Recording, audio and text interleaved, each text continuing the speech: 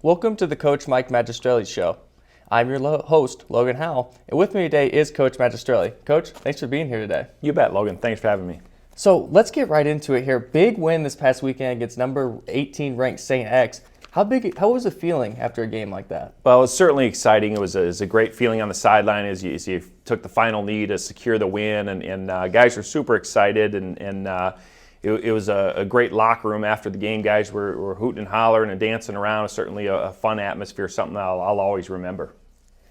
And you did have one injury in the game. It was quarterback John Beckendorf. Got injured in the first quarter there. Can you go into that a little bit? Kind of what is that injury? Yeah, he had battled an ankle injury earlier in the season, ironically against St. Francis, Illinois in week 2, and ended up missing a game. Made his way back, and then unfortunately for us, he was tackled on a throw, a completion there to the flat to Sam Kerr, and unfortunately getting tackled, re-injured the ankle. It's kind of a high ankle sprain type of injury, which unfortunately is kind of a longer timetable for return, and so is a difficult injury for him. Emotionally, obviously he was playing some really good football, and a tough situation for him to go down, but was really proud of the guys, the way we kind of rallied and were able to get a victory. After losing your starting quarterback, and certainly something that you take a lot of pride in the way again the guys responded. And what went into the decision to roll with Declan McDonald? Yeah, initially, after the injury, Aaron Koosman came in and played a couple series, and then Declan came in as well. Declan's kind of I could say a gamer. He's a guy that kind of scrambles around and can make some plays happen on his own. Felt like we kind of needed that a little bit, at that point in the game. And he was able to come in and we got a touchdown drive right before the half where Declan actually ran it in himself from 5 or 6 yards out and got us a 10-0 lead at halftime. And then obviously decided to ride with him throughout the second half as well. And is that the plan for this weekend as well? Will he be the guy? Yeah, we went into practice this week with him taking the majority of the reps, and we'll kind of keep evaluating things as we move forward. But it's an opportunity where we may see not only both those guys, maybe even all three quarterbacks play this weekend. Yeah, and Blake Whitman has really continued to stack some good games together here. Has his emergence really helped out this offense? Yeah, he's definitely one of our leading receivers there. I say leading by example, and with his performance on the field, leads every day in practice. He's really become a big red zone threat for us. I think he's got 5 or 6 touchdowns on the year, and a guy we look for in the red zone. But he's certainly a weapon at any point on the field. But again, it's just a big target there down the red zone. And you guys love to run the football. Was it difficult this weekend when the run game was kind of taken away from you? Yeah, you got to give St. X a lot of credit. They played a very good game defensively and have one of the better defensive linemen we faced this year up front. And so certainly it was a great challenge for us. We needed to I thought early in the game with John playing, we had some pretty good balance. I think John was 8 of 8 passing before he unfortunately left with the injury. And at that point, really kind of had to rely on the running game there, and again, St. X played very well defensively and kind of limited that and forced us to kind of look in other directions at that point. And does it give you a lot of confidence as the coach, knowing that you can win throwing the ball as well as rushing the football? You've done it both ways this season. Yeah, and as the game went on, and again, Declan was able to make some plays with his feet, pulling the football in some of our run games situations and things like that. So you got to have both to be successful, and he certainly needed both Saturday. And the defense had a huge game. They held 7 rushers to 0 yards or less in the game. How impressive was that feat? Yeah, it was a phenomenal defensive effort. Going against a team like St. Xavier that has a really an All-American running back in Vance McShane, and that was a big key for us this week. As we prepared for the game was knowing where he lines up, because it's not always just in the backfield. He was their leading receiver as well. They did a number of things, splitting him out in the formation, lined up as a wildcat quarterback, even threw the ball once during the game. So I thought our defensive intensity, our defensive focus was outstanding, and did a great job limiting the running game. Yeah, and you held a nationally ranked team just 117 total yards throughout the whole entire game. Was it a great game plan, or did they just simply outplay St. X this weekend? Probably both. Again, obviously, I think Coach Phillip and the defensive staff put a great game plan together, but you got to give the guys a ton of credit for the way they played, defensively. Obviously, some key special teams plays in there as well with some punt situational things, but great defensive performance for us, and certainly needed it. We got to a point where we went up 17-3, kind of a early fourth quarter, and like good teams do, St. Xavier put together probably their best two drives of the game there. Getting a touchdown with about 5 minutes to go, making a 17-10 game, and you get in a situation after the touchdown where they got 5 minutes left, all 3 timeouts. Are they going to onside kick it deep? And obviously they chose to kick it deep, and we were. They got to stop defensively. We had to punt the ball back to them and put the pressure on the defense one more time to get yet another defensive stop, obviously, which was huge for us. Yeah, and the defense forced, I believe, 3 turnovers in the game. How important were those throughout the game? Yeah, they were huge. A couple interceptions, as well as, I believe, a fumble recovery, and the last interception by Brody Mason was critical. Again, they had that last opportunity, and for us to get a pick and give us the ball there, I think about the 40-yard line or so, and we're able to pick up a couple first downs and again kneel out the victory in what we call the victory formation. So it was certainly exciting end for us.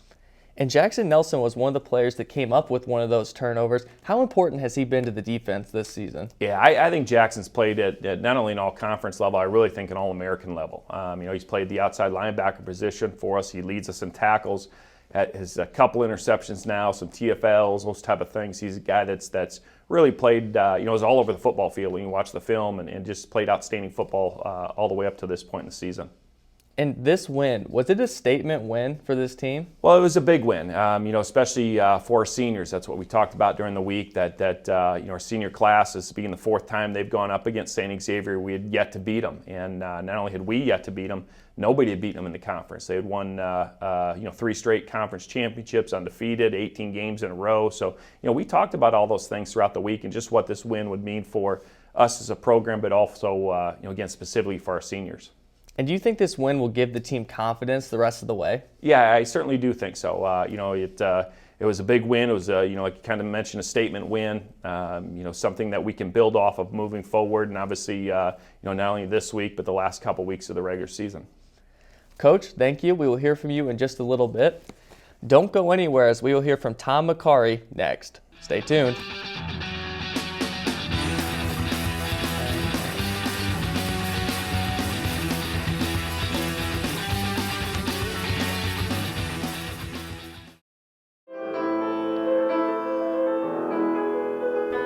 Being a music major at St. Ambrose University has allowed me the opportunity to get to know all of the professors on a personal level, and they all care about my own growth as a musician.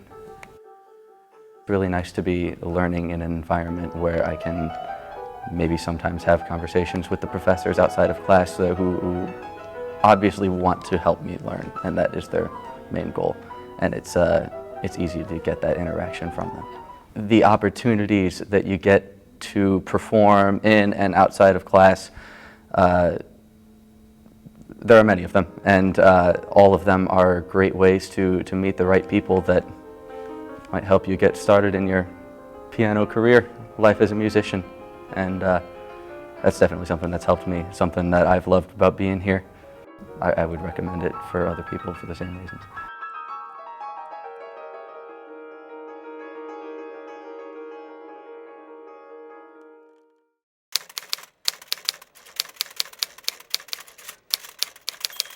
St. Ambrose holds a really special place in my heart. I think I have Ambrose to thank for where I'm at in my professional career.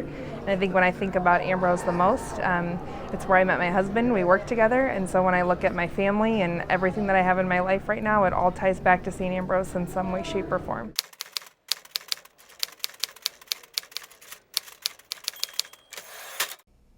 Welcome back to the Coach Magistrelli Show. With me now is Tom Macari. Tom, thanks for being here today. Thanks for having me. So let's get right into it here. When did you first start playing football? I actually started playing football when I was in 2nd grade, so it's been about 14 years since I started playing, and it's been fun all the way through. And what position did you play growing up? Did it switch, or did you just kind of have one main position? I've actually switched around a bunch. When I first started, obviously everyone's about the same size, so I started playing offensive line, and then as I grew up, I moved to running back, and then played some linebacker in high school, and ended up eventually playing receiver. And when you were younger, was there a favorite win of yours or a moment that sticks out to you when you think about childhood football? Yeah, actually, my 8th grade season, I played for this travel club, and we were facing, an undefeated team. We were undefeated, and it was actually my birthday that day. And there was, I think, 25 seconds left, something like that, and we were on our final stretch trying to get the win, and actually caught the game-winning touchdown with just a couple of seconds left. So that's definitely something I'll never forget. Yeah, nothing's better than a birthday touchdown. And now, what led you to choose St. Ambrose University? Well, I just love the atmosphere here. I love all the players, the coaching staff, everything they have, the program. All the facilities are just amazing here. So it was kind of a no-brainer for me. And what's it been like playing under Coach Magistrelli and his staff that he has here? I mean, it's been awesome. We've had a couple of different receiver coaches. We started off with Coach Lamont Johnson, who was a pretty energetic guy. Kind of flew around the football field, yelling and screaming and all that. And now we got a new coach, Coach Devin Puck, who's been a pretty good role model. And then we also have an assistant coach who used to play at Ambrose. We call him Coach DQ, but it's been really awesome to play under those guys. And then obviously Coach Madge, he's a great guy and a great coach. So it's been pretty awesome. And how has this season being changed this spring affected you? I wouldn't say it affected me too much. I'm just happy we get to go out there and play some football. I know the rest of the team has been dying to play since the fall and everything, with all the the COVID and all that stuff. So it's been awesome just to be able to get out there and play with these guys one more time.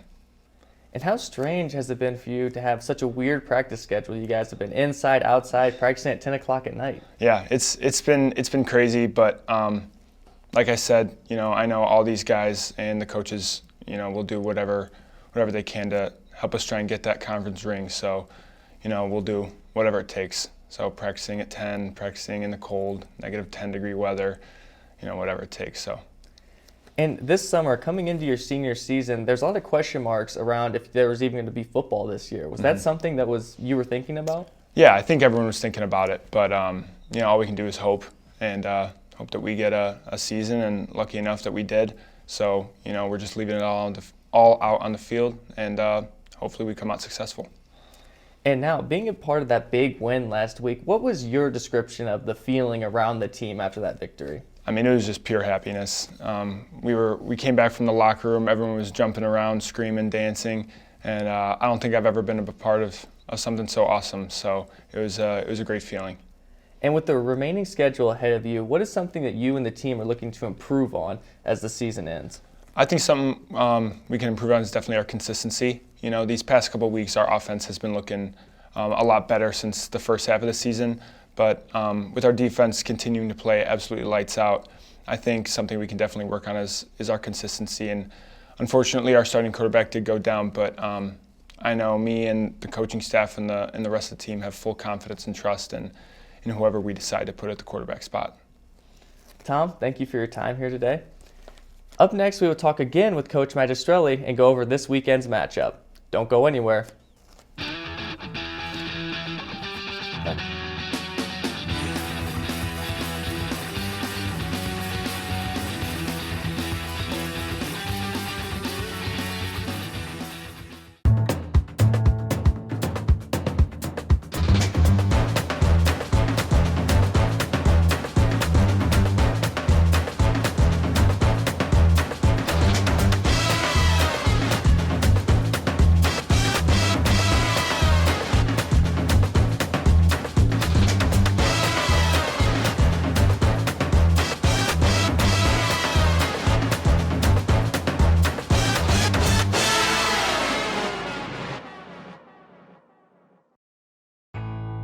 We're more than a radio station. We're your neighbors, investing time in our community. We're mentors, guiding the next generation of broadcasters. We're supporters of veterans, partners with social service agencies, and investigators of history. We're dedicated sports fans. We're committed to the stories that make the Quad Cities unique. We are KALA Radio, 88.5 FM, 106.1 FM. Turn it on, turn it up. Welcome back to the Coach Mike Magistrelli Show. With me again is Coach Magistrelli, and we're going to talk about this weekend's matchup against St. Francis, Illinois. In the last matchup you guys had in week 2 with them, it was a close, hard-fought game. Is that something you expect this week? Yeah, probably more the same. One of the unique situations this year with a spring season is as a conference we had a 6-game schedule, the last 6 games of the year, and then a number of us got together and kind of agreed to play a second time early in the season to allow us to get to an 8 or 9 game schedule. So one of the neat opportunities is you get a chance to play somebody a second time, which you normally don't do during the course of a regular season. So we'll end up playing St. Francis, Illinois here this weekend, and then Roosevelt one more time to end out the regular season. So again, some unique opportunities there, and first time around is a 14-6 win, and certainly a battle from start to finish, and some big plays during the course of that game. And so I expect another very hard-fought football game that'll probably come down to the fourth quarter as well. And what are some things from that game that you're looking to improve on now in this second opportunity? Yeah, I thought, throughout, anytime you hold the team to 6 points, you've played real good defense, and again, look for us to hopefully do that again. Obviously, only scoring 14 points, the offense was limited. You go all the way back to week 2, and again, it was kind of a sleety, snowy game, and that certainly won't be the case this time around. And you get an opportunity to see where you were early in the season and where you measure up here later in the season. So, I look for us to have improvement on the offensive side. And last time you guys gave up a special teams touchdown to Scott Tumulty, electric returner. Is he someone you guys are focusing on this time around? Yeah, without question. We were focusing him on the first time. You saw week 1, the week before we played him even, he had returned, I believe, a kick and a punt for a touchdown. It was somebody we were very aware of, and it just says how good he is that, we were focusing on him, and yet he returned the first punt back for a touchdown to, basically tie the game up, or at least bring it to 7-6 at that point. And, as you watch him throughout the year, he's continuing to do electric things in the return game. He's an outstanding defensive back safety for him. So, he's certainly somebody we are keying on, both as a special teams unit in the return game. He helps cover their punt team as well, and does a great job on that. So there's a number of things we're focusing on him, as well as obviously our offense focusing on him as a defensive back as well.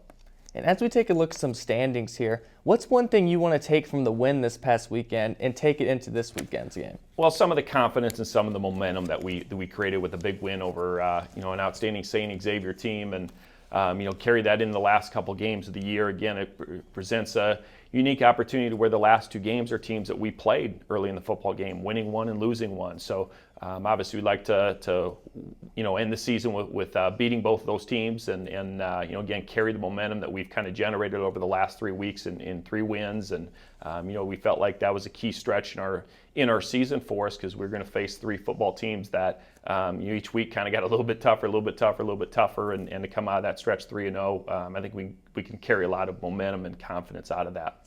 In the Fighting Saints, they are 2-4, but in their 4 losses, they've been by 1 score in all of them. How do you keep the team prepared to not overlook a team like this just because of their record? Yeah, I think you nailed it in the head, right in the head there. That every game has been a 1-score game, and you go back to our game against them as 14-6, and they played Olivet to a 1-score game. In fact, they had Olivet on the ropes, the team that's leading the league, on the ropes until about a minute to go in the game. Olivet returned a punt return for a 91-yard touchdown to ultimately win the game. So you turn on the film and it's going to catch our guys' attention. And that's says a lot about St. Francis, their program, just how hard they play on both sides of the ball, those type of things. They just came off a thrilling double overtime victory this past weekend against Mobap, and having just played Mobap, we know how dangerous and tough they are. So certainly they've got our focus and our attention, and as we play them year in and year out, it's always a tough, hard-fought football game.